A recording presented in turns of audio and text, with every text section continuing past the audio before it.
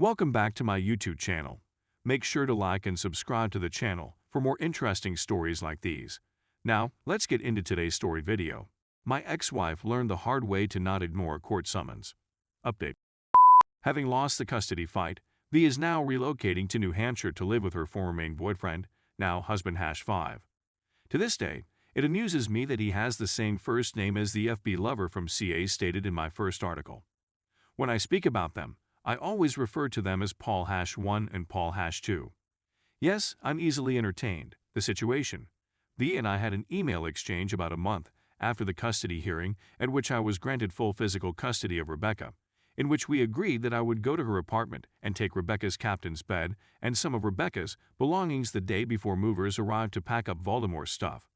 She was going 75 miles away to central New Hampshire, having burnt down almost every bridge in the region. Sam, who drives a truck, thankfully volunteered to come along and assist as well as be a witness.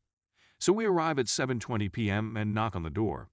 V unlocks the door after a slight delay, her iPhone clamped to her ear. She mumbles something sullenly about her things being upstairs and then walks off to her second-floor bedroom, weaving and saying something that made me pause and consider. I wasn't sure what it was, but I remember thinking, I really can't walk in here without a witness. I poked my head out the door. Come on, Sam. You must accompany me inside the room. So we enter. Oh my God. It's a hint. It's not dirty, but it's really cluttered.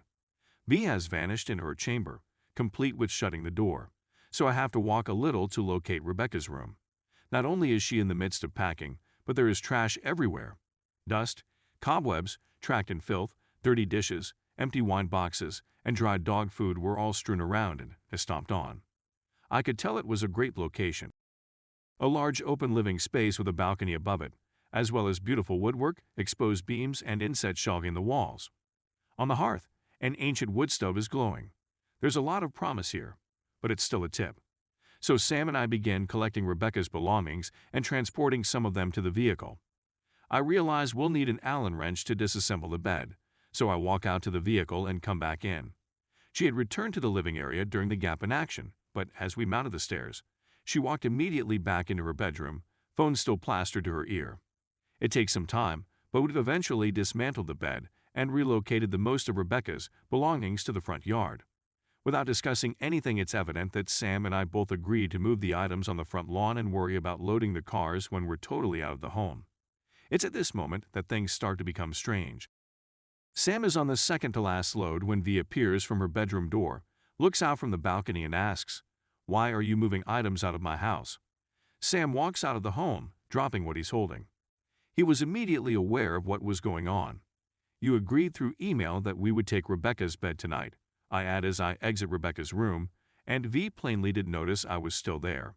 "Is that Rebecca's stuff?" she asks, surprised. "Naturally it is. You said that her belongings were in her room." "Fine." She returns to her bedroom. I walk outdoors with what I'm holding. As Sam puts it, "That's not right, dude. We must contact the cops." "You are completely correct." I could tell Sam was expecting me to resist, and he did a double take when he realized he wouldn't have to persuade me. "You're on a recorded line, Crowsville Police Department. My name is Jack Crowa, and I reside at 321 Main Street in Crowsville."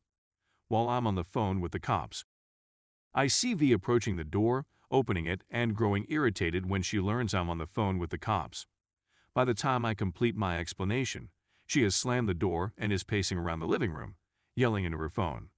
I'm at my ex-apartment, wife's getting some of my daughter's belongings as we agreed via email, and as I'm getting the last of the stuff out of the house, she suddenly asks, "Why are you taking stuff out of my house?"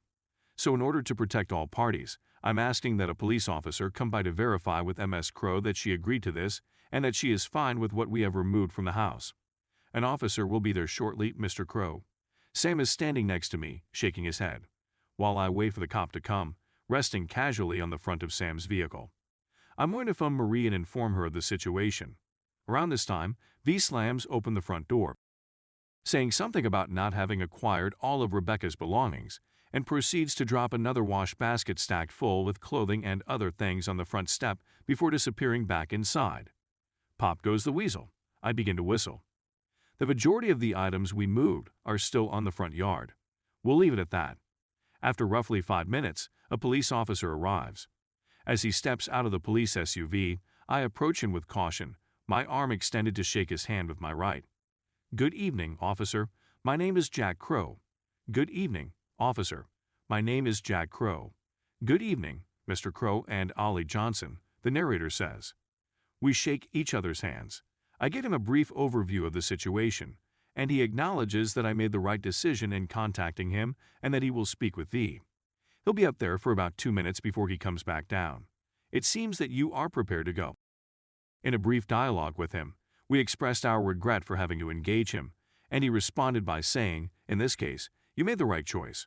Getting into problems with a woman in Massachusetts when you have anything between your legs is a recipe for disaster. After that, I developed a strong like for him. He asks, how much more is there in the house? As we begin to put the last goods into the truck. The only item that is out here right now is that last wash basket on the porch that MS Crow brought out while we waited for you. That's fantastic. I'm not able to remain up all night. If you're ready, I'll go, but wait, what's that you said? Can you tell me what it is? I thought I saw a phone somewhere in there. With his attention drawn to the front porch laundry basket, he says, I take a step closer to the basket. There's also an iPhone on top of it all. When I pick it up, it reminds me of Rebecca's old iPhone 4 in appearance. It's an old phone that belonged to my daughter. I'll simply pack it up and bring it with us. I take the basket to my car and put it in the back seat of the vehicle. The phone rings just as I'm about to walk away from it. V's house phone is ringing, and it is an incoming call. I've realized that it's V's phone. I take it and respond to it. Hello. Click. I take a look at the front of the car. When you unlock your phone, you'll see a text from Paul #2 asking, is he gone yet? Yes, that is correct. That is her phone. I made a clerical error, officer. The phone is ringing in MS Crow's office. If it's possible, could you kindly return it to her? He takes it from me, passes it back to V at the front door, and walks down the hall to meet us there. You're still okay to go, so don't worry about it. I'm getting out of here right now. I'd like it if you could come back in 15 to 20 minutes, and if we're still here, you may want to drive in and have a look at us. That's fantastic. Take care of yourself, you too. In less than 5 minutes after he drives away, and while we're still loading goods, V leaps out of the front door with her phone glued to her ear once again. Does the officer still exist? No. Bring him back, the narrator says. Why? I'd want to have him back in my life. Find a way to get him. She then returns to her room. It seems to me that I should inform her that if she wants the officer back, she should call for him. However, that small voice in my head says, you call. So I phone Crowsville's finest once again and request that Officer Johnson come to the spot where the incident occurred. Sam and I reassume our positions at the front of the truck for the second time. It's for this reason that I didn't want Rebecca to come over here tonight. Thank you for calling. Few minutes later, Officer Johnson arrives on the scene. Officer Johnson, it's been a long time since we've seen one another. Hello, Officer Johnson. It's been a long time since we've seen one another. He greets me with a kind grin. She merely came out the front door a little time after you left, begging that the police be sent, you recall. I'm going to see what she's looking for. He comes up to V and hands her phone to her. V accepts. He chats with us for a few minutes, then hangs up the phone and speaks with V for another 20 seconds before returning to the conversation. I'm perplexed when I look at him. There's no need to be concerned, guys. You're still in good shape. But you can count on me to stick around until you're done. I continue to lift my brows in his direction.